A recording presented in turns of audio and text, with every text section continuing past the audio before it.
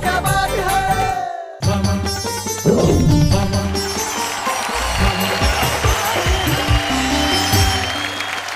सारे हिंदुस्तान को नमस्कार करता है आपका दोस्त तारक मेहता, ये कहने के लिए कि भाई हंसने के लिए तैयार हो जाइए, खुश होने के लिए तैयार हो जाइए। आपके घर में कविता की सरिता बहने वाली है और आप कहने वाले हैं मेरे साथ, वाह वाह क्या बात है।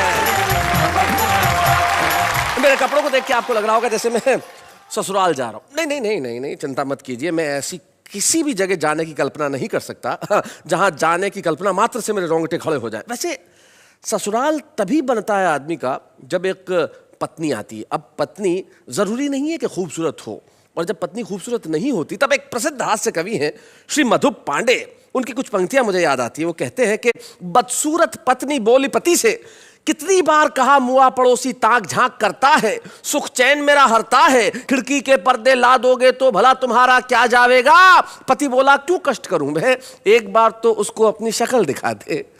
वो बेचारा निपट कवारा खुद ही जाकर पर्दे लाकर खिड़की पे लटका जावेगा। अब अगर किसी की पत्नी साहब ऐसी हो तो रिश्तेदार कैसे होंगे। भाई हम उन रिश्तेदारों की बात नहीं करते, लेकिन मेरी एक ऐसी रिश्तेदार है जो मैं चाहूं न चाहूं उसे हमेशा मेरे साथ होना। आइए मैं मिलवाता हूं उससे।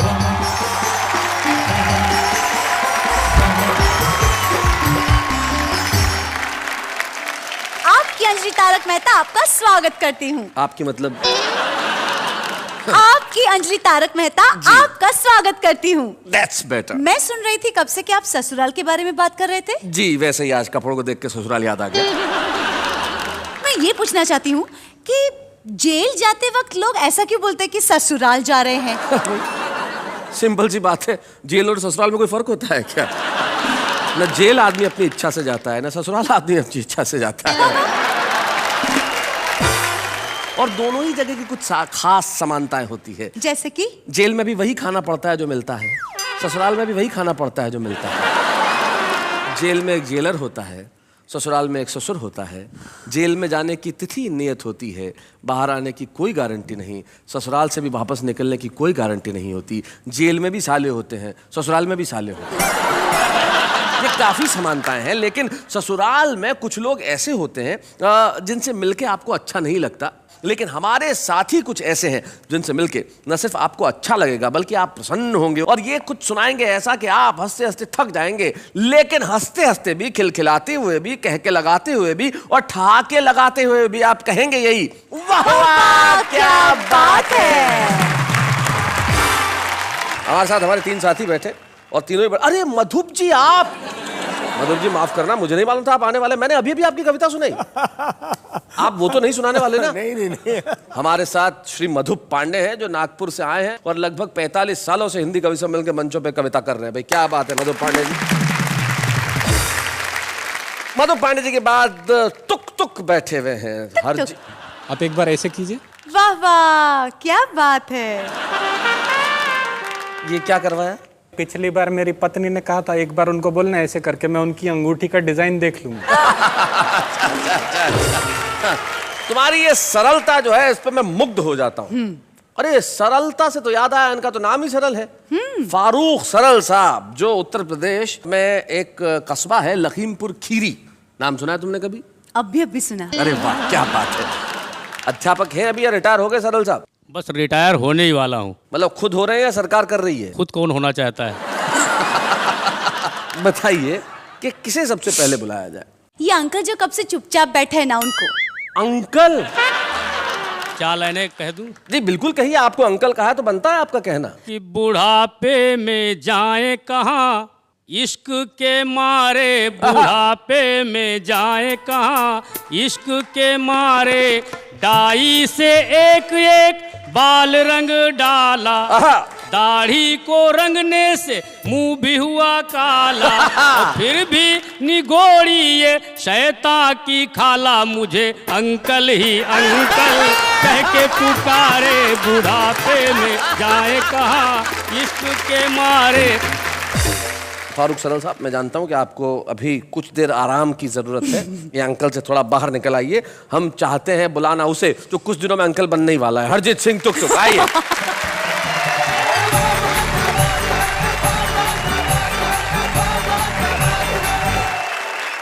मैं एक स्वामी जी के पास गया। अच्छा। मैंने उनसे कहा मेरी एक इच्छा है कि मैं बहुत साल जीऊं। तो वो बोले बेटा शादी कर ले। तो मैंने कहा शादी करने से मैं बहुत साल जीऊंगा? बोले नहीं, ये ज्यादा जीने की इच्छा खत्म हो जाएगी।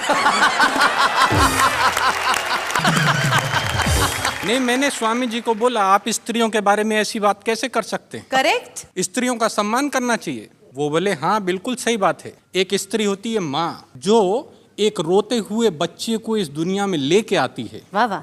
और एक होती है उसकी पत्नी, जो इस चीज का ध्यान रखती है कि ये सारी जिंदगी रोता ही रहे।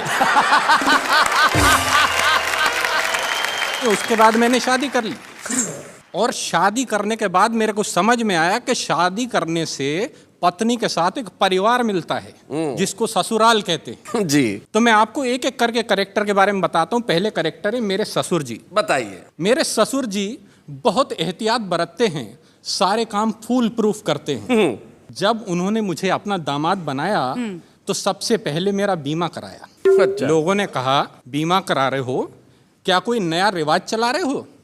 वो बोले नहीं, जब तक चलेगा चलेगा, उसके बाद बीमे का पैसा तो मिलेगा। ससुराल में एक और चीज होती बड़ी खास, जिसका नाम होता है सास। सास। सो जब मेरी नई नई शादी हुई तो मुझे समझ नहीं आ रहा था कि मेरी सास क्यों एक्स्ट्रा प्यार दिखाती है। अच्छा। मैंने कहा सासू माँ, आप क्यों मुझ पे इतना प्यार लुटाती हैं? क्यों बार बार मुझे मेरा सोना बुलाती हैं? वो बोली तू मेरा सोना है, मलाई का दोना है, बेटा तू मेरी बेटी का नया खिलौना है। इसके अलावा एक तीसरी चीज होती वहां पे जी। पत्नी का छोटा भाई। भाई मतलब तभाई। हाइट में तो आधा है, उम्र 6 साल से कुछ ज्यादा है। मेरे को बोला क्या करते हो? मैंने कहा कवि हूं। बोले लगते तो नहीं। वो बोला ये बताओ कि हिंदुस्तान की सबसे बड़ी समस्या क्या है? हमने कहा ये तो बड़ा सिंपल है, महंगाई। हाँ। उसने वो बात हंसी में उड़ाई। हमने कहा तुम्हें कविता पसंद है? बोला सुनाऊं? जी। मैंने कहा अच्छा सुनाओ। बोला ट्विंकल ट्विंकल लिटिल स्टार। जी। हमने कहा how I wonder what you are. कहता कविता किसकी है?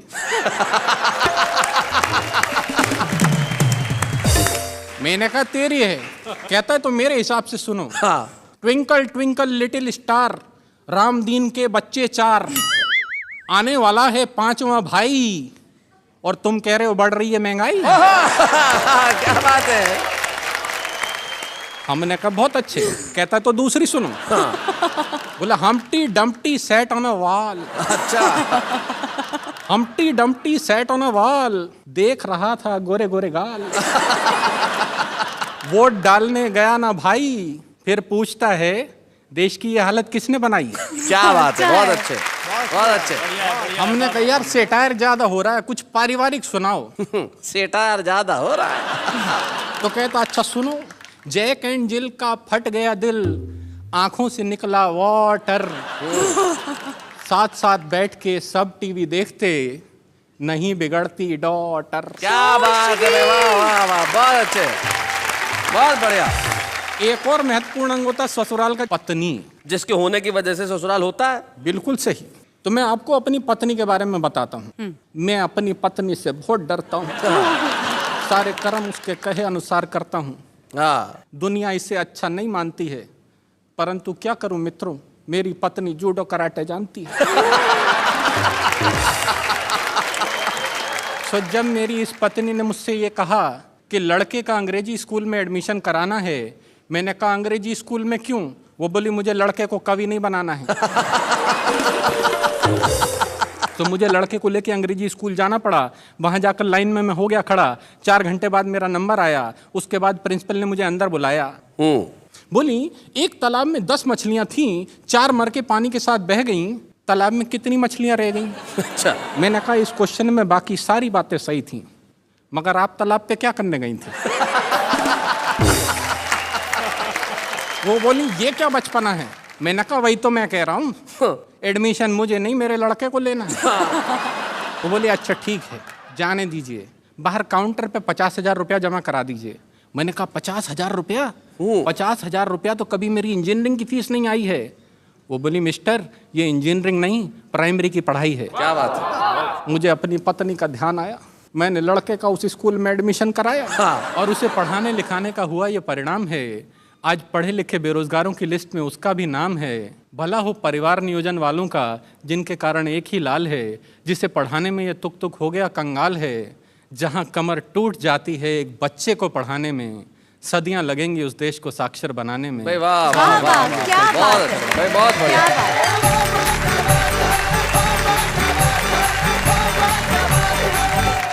भाई तुक तुक बहुत बढ़िया। आपने ससुराल से निकल के जो आप सीधे स्कूल में घुसे और वहां से भारतीय शिक्षा व्यवस्था पे जो आप व्यंग्य लेके आए वो कमाल का था। तुक तुक आपकी बातों में सिर्फ तुक नहीं है, अर्थ भी है।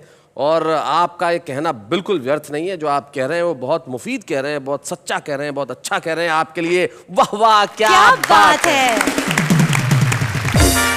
ऐसी शिक्षा व्यवस्था में भी जो आदमी अपनी हंसी और व्यंग्य की जो पकड़ है वो मजबूत रखता है, बच्चों को पढ़ाता भी है, कविताएं भी पढ़ता है और पूरी जनता को हंसाने का बीड़ा जिसने उठा रखा है उनका नाम फारूक सरल है। तो फारूक सरल साहब, अब तो अंकल का सदमा उतर गया ना, अब आइए जरा सुनाइए।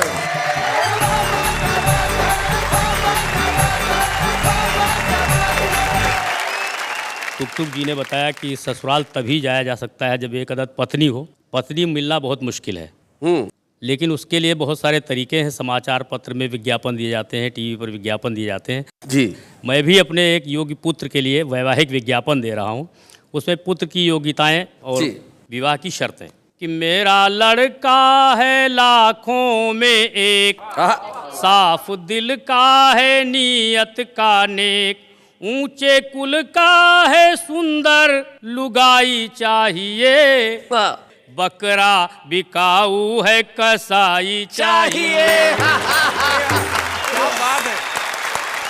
योग्यता कि थर्ड डिवीजन इंटर से लेकर एमए तक पास है। अच्छा। अफसर बाबू या चपरासी पद की उसे तलाश है और पुलिस रजिस्टर 8 में उसका सबसे ऊपर नाम है। गिराकटी रहजनी डकैती कर लेता हर काम है। कर लेता है डिस्को भी, खत लिखे वो जिसको भी, होनहार ऐसा जमाई चाहिए, बकरा बिकाऊ है कसाई चाहिए।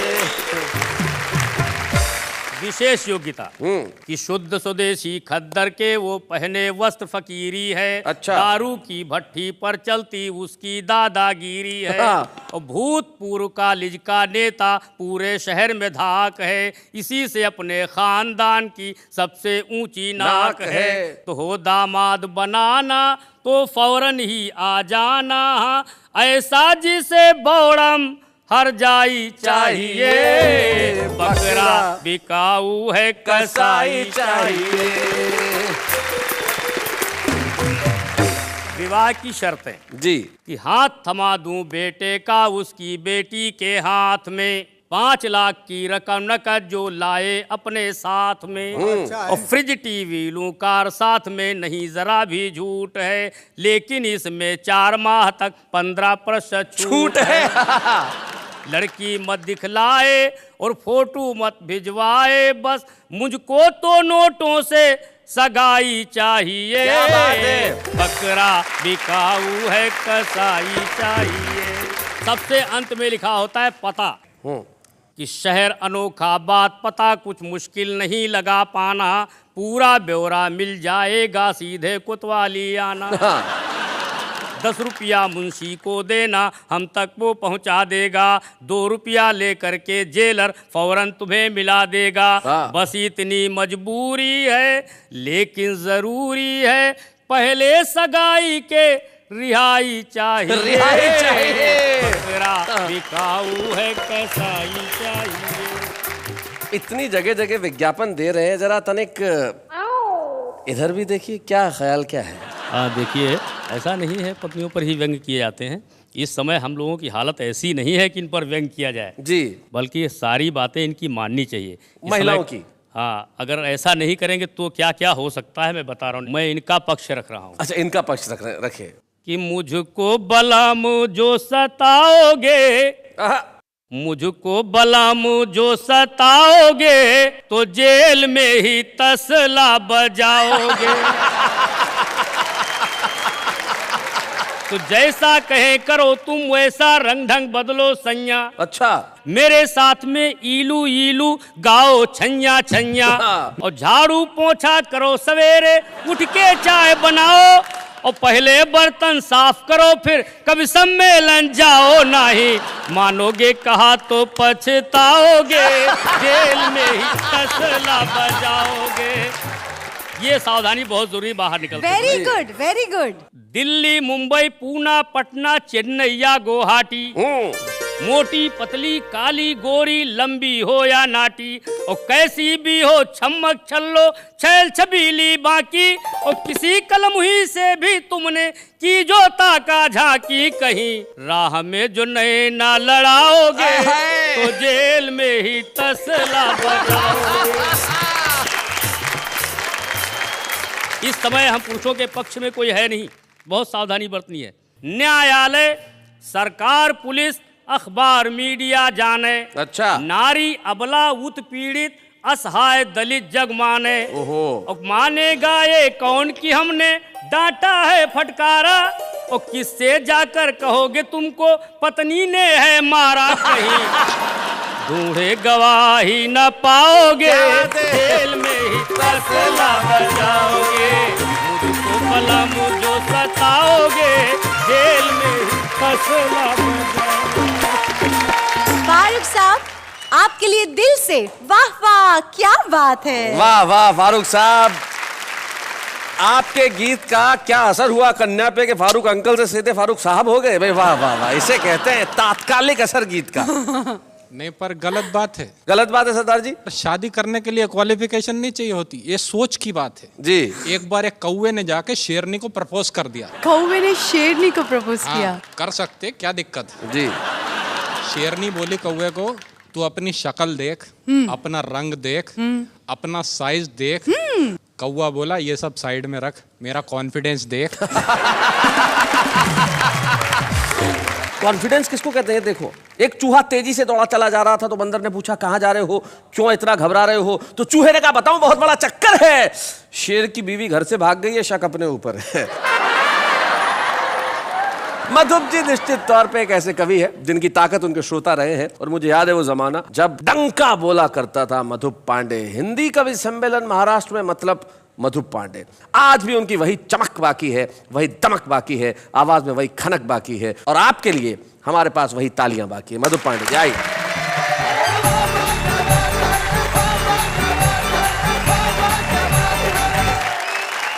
एक व्यंग देखिए, बहुत छोटा सा। एक दिन क्लास में चला गया और क्लास में जाकर ऐसी सहज मन से बात छेड़नी थी तो पूछ लिया कि क्लास में सबसे बड़ा बेवकूफ़ कौन है। बड़ा सन्नाटा रहा सा, बड़ी देर तक कोई खड़ा नहीं हुआ। एक किनारे फिर एक लड़का खड़ा हुआ छेड़ने के लिए। मैंने कहा कि तुम ही सबसे बड़े बेवकूफ़ हो। बोले नहीं सर, आप अकेले खड़े अच्छे नहीं दिखाई दे रहे थे, इसलिए मैं खड़ा। एक नेता ने अपने 2 चमचों से कहा कि बाजार में जाओ और 3 उल्लू पकड़ कर ले आओ। अच्छा। कुछ दिन इन्हीं से राजनीति का काम चलाओ। चमचे बोले श्रीमान, इस काम के लिए कहीं जाने की जरूरत नहीं है, कहीं जाने की जरूरत नहीं है। एक आप, 2 हम, इस तरह कुल 3 तो हैं। और बहुत छोटा सा व्यंग पकड़िएगा जी। एक शब्द को पकड़ लीजिएगा, बहुत दिन गुना, बहुत दिन गुना। और बाद में हमने उनको चुना यह सोचकर कि वे समाज सेवा में अपना जीवन अर्पण करेंगे, हमारा मार्गदर्शन करेंगे, परंतु हाय, चुनकर आते ही उन्होंने अपने आप को राजनीति से जोड़ लिया। अरे मार्गदर्शन तो दूर रहा, मार्ग में दर्शन देना भी छोड़ दिया। क्या बात है भाई, वाह वाह वाह, बहुत अच्छा। छोटा सा व्यंग और देख लीजिए कि हमें हर्ष है कि डॉक्टर की नज़र में मरीज नहीं, मरीज का पर्स है। हाँ। और मरीज की नज़र में डॉक्टर नहीं, डॉक्टर के साथ खड़ी खूबसूरत नर्स है। हमें हर्ष है।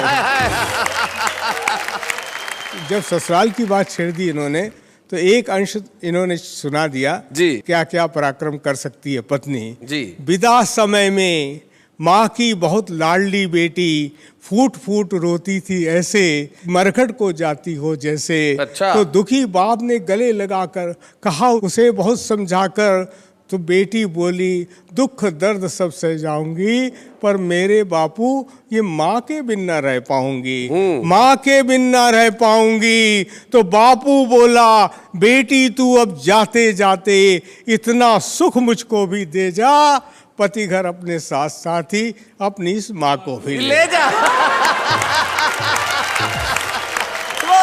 शैलेश जी के विवाह को 20 बरस हो चुके हैं। रोज पिटते हैं, ऊपर से हास्य रस की कविता सुनाते हैं, वाह वाह क्या बात है, ऐसा कोई कार्यक्रम करवाते हैं।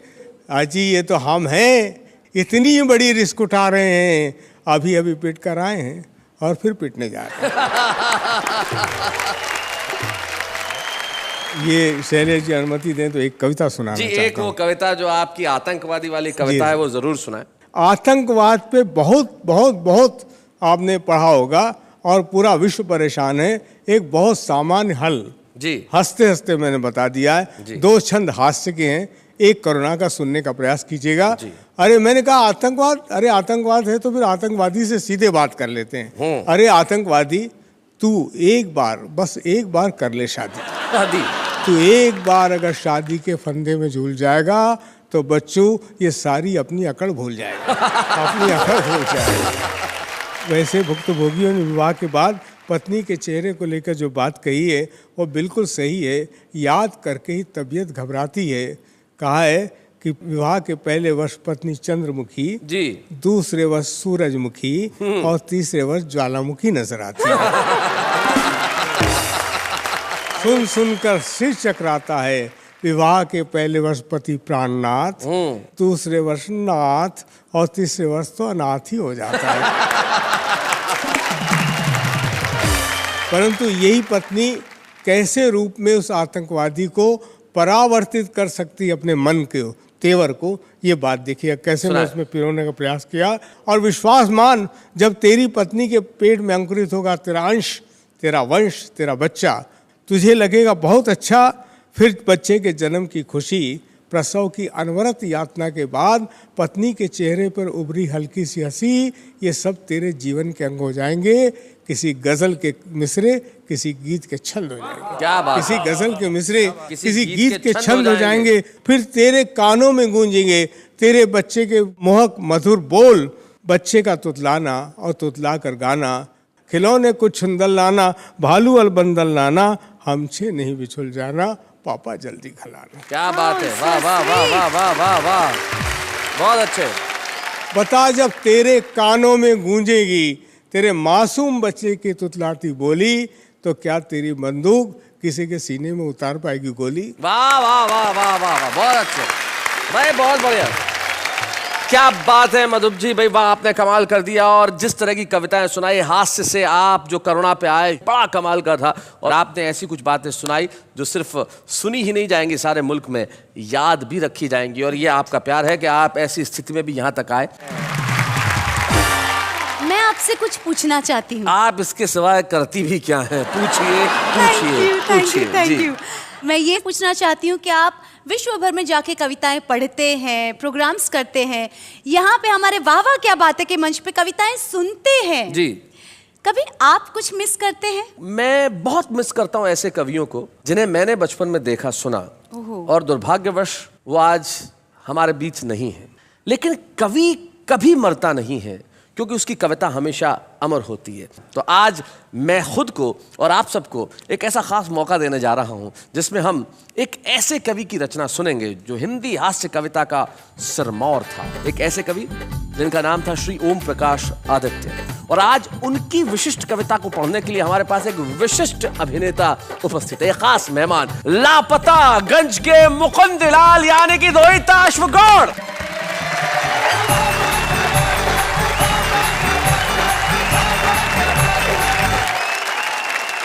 पेशे से अभिनेता हूं, कवि नहीं, लेकिन शुरू से ही बहुत अच्छा श्रोता रहा। इसलिए अच्छी साहित्यिक रचनाओं को कैसे समझना है, कैसे आत्मसात करना है, ये खूबी बचपन से ही मेरे अंदर रही। क्या बात है। अब जो कविता सुनाने जा रहा हूं वो है ओम प्रकाश आदित्य साहब की दूल्हे की घोड़ी। कविता भी वही चुनी जो आपके पसंद की, रोहित अश्व, अश्व मतलब होता है घोड़ा, तो इन्होंने दूल्हे की घोड़ी ही चुनी भाई, क्या बात है। नया नया दूल्हा था और नई नई घोड़ी थी। बाजे द्रुडुलते थे, छत तब डुलते थे, बाराती आपस में मिलते थे जुलते थे, हाँ। करते थे रंगरलियां, लोग सब मचलते थे, दूल्हे के संग संग दर्शक भी चलते थे। घोड़ी चौकन्नी थी, दाएं अख बाएं अख गर्दन हिलाती थी, मुड़ मुड़ के रुकती थी, रुक रुक के मुड़ती थी, आगे से उठती थी, पीछे से झुकती थी। युद्धों के योग्य थी, शादी में द्रव थी, वकीलों के तर्कों से ज्यादा सतर्क थी। बेचारा दूल्हा भी घोड़ी की गतिविधियां देखकर काफी चौकन्ना था। उसका इस यात्रा में दुल्हन से ज्यादा इस घोड़ी पर ध्यान था। गर्दन पर आंखें थी, टांपों पर कान था, मन था उतरने का, कह नहीं सकता था। अपनी दुर्बलता औरों के सामने सह नहीं सकता था, तभी किसी ने पीछे से निकम्मे गोले सा फोड़ दिया। सुनकर पटाखे को, भीषण धमाके को, चौकन्नी घोड़ी का धीरे जी छूट गया। गर्दन को लटकावे, पांव को चटकावे, सरपट यूं दौड़ चली, बाराती छैलों को, राहों को, बैलों को पीछे ही छोड़ चली। बेचारा दूल्हा भी चटपट से, कंधों के बालों से, लंबे अयालों से कसकर लिपट गया। काठी तो गिर पड़ी, बेचारा पीठ से चिपट गया। बाराती भीड़ में, भगदड़ में, कोलाहल में तितर बितर हो गए। घोड़ी चढ़े दूल्हे को देखने सड़कों में, गलियों में, चौराहों में इधर उधर खो गए। कईयों ने देखा भी घोड़ी चढ़े दूल्हे को, आवाजें दी कितनी, रुक जाओ रुक जाओ। पर दूल्हा क्या कहे, वो घोड़ी थोड़ी था जो सुन के रुक जाता।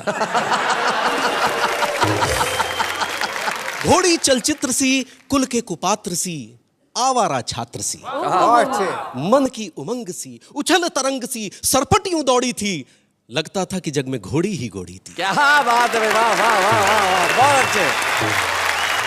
बेचारा दूल्हा भी दुल्हन के सजे हुए द्वार से लगभग 2 कदम की दूरी से होकर निकल गया, पर नहीं उतर सका। स्त्रियां बोल उठी, वर्जी उतर पड़ो, पर वर्जी बेबस थे। क्या करते, उतरते तो गिरते, फिर चढ़े नहीं रहते तो और क्या करते।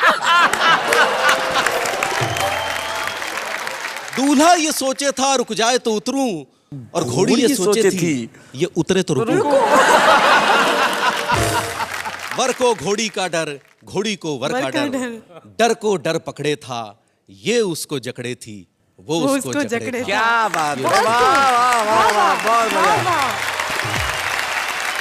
कविताएं लिखना एक कठिन काम है, लेकिन उसे सुनाना कहीं ज्यादा कठिन है। और आपने जिस सरलता से, जिस सहजता से इस कविता को सुनाया है, कहीं भी महसूस नहीं हुआ कि ये किसी और की कविता है। मैं व्यक्तिगत तौर पे आपका बहुत शुक्रगुजार हूं कि आपने उस कविता से मेरी बहुत सारी यादों को ताजा कर दिया। बहुत बहुत शुक्रिया Rohitashva Gaur. Thank you so much.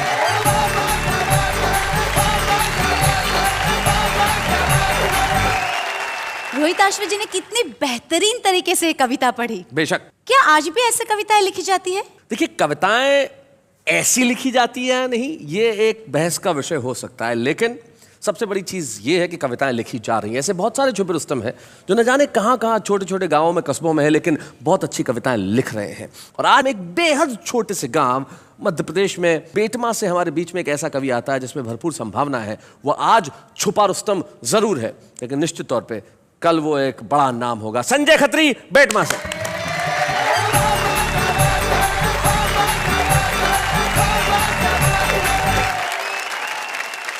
खाली है हर गिलास, कोई भरा नहीं, और शुक्र है मुझे देखकर कोई डरा नहीं। भाई साहब, जनरली इंसान चेहरे और नाम से पहचाने जाते हैं जी। मैं विश्व में पहला ऐसा व्यक्ति हूं जो केवल अपने दांतों से पहचाना जाता है। क्योंकि अंधेरे में केवल यही चमकते हैं।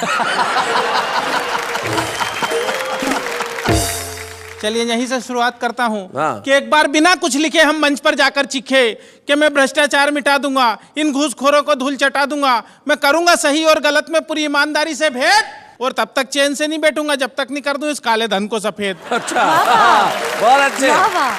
तभी पब्लिक में से एक खड़ा होकर बोला, भाई साहब रुकावट के लिए खेद, आपके कथन में ये भेद, इस काले धन का जो करना हो करना बाद में, पहले अपने आप को कर लो सफेद। बहुत अच्छे संजय। मंच से काफी बड़े बड़े कवि बैठे हैं, मेरा सौभाग्य के इस मंच पर आके इनके सामने कविता पाठ कर रहा हूँ। तो कई प्रकार की बातें हुई मंच से, नेताओं के बारे में भी हुई आपकी नाग पंचमी पर जब दिखाई नहीं दिए नाग और सपेरे, तभी घर पर आए एक पड़ोसी मित्र मेरे। मैंने कहा क्या हाल है? वो बोले कि नाग पंचमी के पावन पर्व पर लगता है नागों का पड़ गया अकाल है। अब आप ही हमारी इस समस्या का समाधान कीजिए, हमारे अच्छे पड़ोसी होने का सच्चा परिचय दीजिए। नाग तो हमें मिले नहीं, इस बार आप ही दूध पी लीजिए। मैंने कहा यही फार्मूला तो मैं सुबह से आजमा रहा था, और जब सफलता नहीं मिली तो हार कर आपके घर आ रहा था। हमारी सारी बात हमारे पड़ोस में रहने वाला हमारा एक नेता मित्र सुन रहा था, जो कई दिनों से चुनाव के सतरंगी सपने बुन रहा था। उसने अपने घर का दरवाजा तत्काल खोला। हम कुछ बोले उससे पहले ही वो बोला कि मुझे बहुत दुख है कि आप दोनों एक दूसरे के पड़ोसी होते हुए भी एक दूसरे के दुख में शामिल नहीं है, और मुझे लगता है कि आप दोनों इस दूध के काबिल नहीं है। अब तक आपकी हर समस्या का समाधान हम ही ने किए हैं, और सब जानते हैं कि हम तो आपकी सेवा के लिए ही जिए हैं। आपकी इस समस्या का समाधान भी हम ही करेंगे, और आप घबराइए मत, आपके नाग देवता का दूध हम पिएंगे। अच्छा, मैं समझ गया नेताजी का दूध के प्रति लगाव। दरअसल आने वाले हैं कुछ दिनों बाद चुनाव। क्या बात है। मैं भी मौका नहीं चुका, और नेताजी इससे आगे कुछ न बोले, इसलिए एक पल भी नहीं रुका, और दूध से भरा हुआ प्याला नेताजी की ओर बढ़ाया। किंतु नेताजी ने जैसे ही दूध पीने के लिए प्याला मुंह से लगाया, दूध अपनी पवित्रता खोने से पीछे हट गया, क्योंकि नेताजी के छूने के पहले ही दूध फट गया। क्या बात है भाई, वाह वाह वाह वाह। नेताजी के छूने के पहले ही दूध फट गया। हमने कहा नेताजी ये तो सब आपकी राजनीतिक शतरंज के चुनावी पासे हैं, और आप दूध के नहीं इस देश की जनता के खून के प्यासे हैं। वाह वाह वाह वाह, बहुत बढ़िया। मंच से ससुराल के बारे में भी बात की गई। मेरे जन्म ने नई नई समस्याओं को जन्म दिया भाई साहब। तो मेरे जन्म के तुरंत बाद एक चिंता मेरे बापू को सता रही थी, क्योंकि मेरे भविष्य से ज्यादा उन्हें मेरी शादी की फिक्र खा रही थी। मेरे जन्म के तत्काल बाद मेरे पिता भगवान से बोले कि हे भगवान, तूने एक ऐसा खेल खेला और एक बेटा दिया तो वो भी काला था पहले। एक दिन मेरे पिता मुझे हाथ पकड़ कर ले गए स्कूल में भर्ती कराने के लिए। तो स्कूल का प्रिंसिपल हाल में आकर बोला कि एक आइटम आया है स्कूल में बच्चों को डराने के लिए। हमने जैसे तैसे शिक्षा का स्वाद चखा, और धीरे धीरे जवानी की दहलीज पर कदम रखा। जवानी में पहुंचकर हमारी सूरत और भद्दी हो गई, क्योंकि शारीरिक अंगों में असामान्य वृद्धि हो गई। एक दिन एक लड़की वाले आए मुझे देखने, और मेरी खूबसूरती पर लगे अपनी आंखें सेकने। जाते जाते वो मुझे हक्का बक्का कर गए, हाथ में 500 का नोट धरा और रिश्ता पक्का कर गए। मैं गया तोरण के पास, तो आरती की थाली लिए खड़ी हुई थी मेरी सास। ससुर जी बोले जमाई जी पैदल ही आए हो, घोड़ी नहीं लाए हो? मैंने कहा ससुर जी घोड़ी की किस्मत जाग गई, और मुझे देखा तो वो भी डर के भाग गई। शादी के बाद का दृश्य तो और भी कमाल था। डर के मारे मेरा बुरा हाल था। मैंने जैसे ही पत्नी का घूंघट उठाया तो वो मुझे देखकर मुस्कुराई, न डरी, न चीखी, न चिल्लाई। अच्छा। उसकी मुस्कुराहट देखकर मेरे भी मन का खौफ भगा, और मैंने पूछा क्या बात है, तुम्हें मुझे देखकर डर नहीं लगा? हाँ। पत्नी बोली मैं एक नहीं, दो नहीं, पूरे 7 जन्मों के लिए आपसे बंधी हूँ, और डरने की क्या बात है, मैं तो जन्म से ही अंधी हूँ। तो भाई साहब इस प्रकार की घटना घट जाती है मेरे साथ में। मैं कहना चाहता हूं बात ही बात में, ये बात हर कोई नहीं जानता है। दरअसल देश के नेताओं में और हम में बहुत समानता है। अच्छा। हम दोनों जग से निराले हैं, फर्क बस इतना है कि हम तन के और वो मन के काले हैं। क्या बात है, वाह वाह वाह, मन के काले हैं। वाह वाह। और तमाम बातें करने के बाद अपनी काव्य यात्रा यहाँ से खत्म करना चाहूंगा कि गरीब के मुंह से छिनते निवाले देखे हैं, हमने रोटी सेकती हुई माँ के हाथों में चाले देखे हैं, और हम तो सिर्फ तन के काले हैं मित्र मेरे, हमने तन के उजले लोगों के मन बहुत काले देखे। क्या बात है, वाह वाह वाह। संजय खत्री जो आज छुपे रुस्तम के रूप में हमारे बीच में आए, बेटमा नाम के एक छोटे से गांव से, लेकिन छोटे से गांव में भी प्रतिभा हो सकती है, और हमें बड़ी खुशी है संजय खत्री इस मंच पे हम आपको एक ऐसा प्रोत्साहन देना चाहते हैं, आपको एक ऐसा प्रतीक चिन्ह प्रदान करना चाहते हैं जिसे लेके आप और अच्छी कविताएं गढ़ें, आगे बढ़ें, यहां से लेके वहां तक की यात्रा के लिए एक बार हम आपका सम्मान करेंगे और कहेंगे वाह वाह क्या बात है।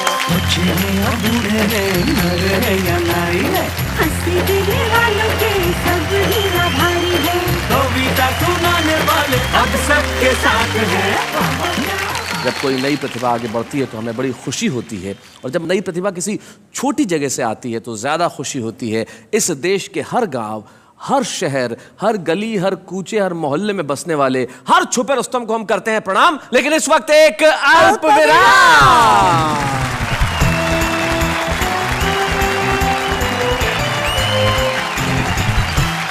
फिर से आपका उसी महफिल पे जहां पे हंसी खुशी और कविताएं हैं और जिसका नाम है वाह वाह क्या बात है। भाई जो हमारे सामने जो कवि बैठे हैं, ये कवि तो कमाल के हैं, इनके जीवन में एक और कमाल की बात है। इनके बारे में बताना चाहता हूं कि इन्होंने अपनी शादी में एक भी पैसा दहेज में नहीं लिया था। अरे वाह, ये तो बहुत ही अच्छी बात है यार। सर मैं आपको प्रणाम करती हूँ, सैल्यूट करती हूँ इस बात के लिए। पूरी बात सुन लो, फिर 2 बार चाहे तो सैल्यूट कर लेना। अच्छा। इन्होंने अपनी शादी के वक्त दहेज इसलिए नहीं लिया था क्योंकि शादी के टाइम कहा था कि मैं एक भी पैसा दहेज नहीं लूंगा, बस सारी जिंदगी मेरी कविताएं सुनते रहना। आज तक इनके ससुराल वाले बहुत पछताते हैं, विद इंटरेस्ट कई बार दहेज ऑफर कर चुके हैं, पर ये है कि मानती नहीं। क्या बात है, आप इंप्रेस हुई ना इनसे? यस। भाई इनकी कविताओं से भी इंप्रेस हुई, इनसे भी इंप्रेस हुई, लेकिन अब उनसे इंप्रेस होंगी जो वहां है। हाँ देखिए जरा। जा रहे मिस कॉल, उन्हें याद दिलाना है, लौटते समय सब्जी और राशन लाना। कोई उनको दे दे जरूर ये पैगाम, अब न बढ़ाएं सिलेंडरों के दाम। हम तो रात को जागते हैं, सुबह को सोते हैं, इसलिए हमारे सारे काम उल्टे होते हैं। ये शेर सुनाने वाले तुझे क्या इनाम दूं, ये शेर सुनाने वाले तुझे क्या इनाम दूं, क्या हाथ में थैंक यू कार्ड और मुंह में बनारसी बांध दूं।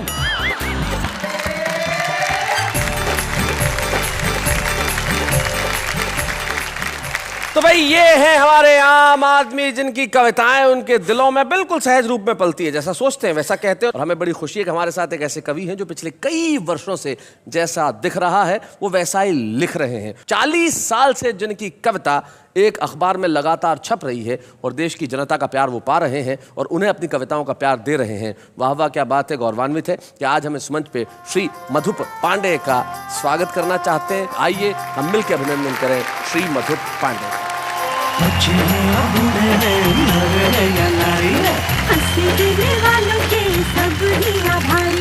कविता सुनाने वाले अब सबके साथ हैं। बाबा क्या बात है, बाबा क्या बात है। और हर सफल पुरुष के पीछे एक स्त्री का हाथ होता है, इसमें कोई शक नहीं। और मधुप जी के जीवन में भी उनकी पत्नी मधुलिका भाभी उनका हमेशा साथ रहा, सहयोग रहा और आज भी वो उनके साथ है। मधुलिका भाभी कितने वर्ष हुए आपके विवाह को? 50 के आसपास हो ही रहे। कोई ऐसा वाकया, कोई ऐसा क्षण जो आपको याद आता हो? जैसे काका हाथरसी पुरस्कार मधुप जी को मिल रहा था जी, तो हमारे उसी दिन समारोह के दिन हमारे शादी को 25 साल हो गए थे। अच्छा, आपकी सिल्वर जुबली थी? जी, सिल्वर जुबली थी। तो काका जी ने मुझे आवाज दे के मंच पर बुलाया और कहा कि मधुप जी को ये सम्मान जो मिला है उसके पीछे निश्चित ही हमारी बहू का ही हाथ है, तो मैं चाहूँगा कि सबके सामने मधुप जी इनके चरण छुए और उसके बाद ही ये पुरस्कार ग्रहण करें। अरे फिर क्या हुआ? तो वैसा ही काका जी की आज्ञा का पालन किया मधुप जी ने और झट से हमारे चरण छू लिए। क्या बात कर रही हैं? तो मधुप जी आपसे एक सवाल करना चाहूंगा, बुरा मत मानना। काका जी तो आपसे बड़े थे, आपने उनकी आज्ञा का पालन किया, छोटों की बात भी मानते हैं क्या? क्योंकि सम्मान तो आज भी हुआ है। क्या बोलते हैं मधुप जी, हो जाए? क्या बोलते हैं? मैं चाहूंगी कि आज मैं इनके चरण क्या बात है भाई, वाह वाह, बहुत बढ़िया। अंत है किसी शायर के 2 शेर मुझे याद आते हैं, वो कहते हैं कि कष्टों में मुस्काना सीख, गुस्सा जरा दबाना सीख, तूफानों से क्या डरना, आगे कदम बढ़ाना सीख। तो हम इसी तरह से आगे कदम बढ़ाते रहेंगे। आपको ठीक रात, शनिवार की रात 10 बजे और रविवार की रात को भी 10 बजे ऐसे ही कविताएं सुनाते रहेंगे और कहते रहेंगे वाह वाह क्या बात है।